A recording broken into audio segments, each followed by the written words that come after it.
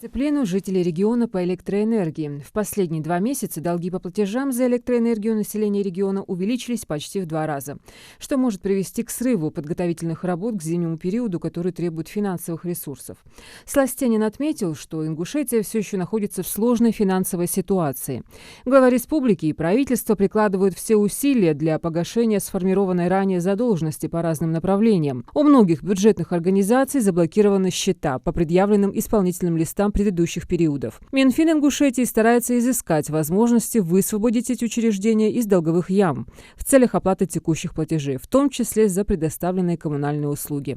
По итогам заседания Кабмину республики были даны поручения, направленные на стабилизацию положения. Среди них разработка предложения по внедрению систем единого расчетного центра, которые предусматривают оплату всех коммунальных услуг одной квитанцией, оказание необходимой помощи энергокомпании в оформлении документов для ввода в эксплуатацию первой очереди подстанции в Плиеве, продолжение работы по оценке бесхозного электросетевого имущества и оформлению документов по дальнейшей его реализации.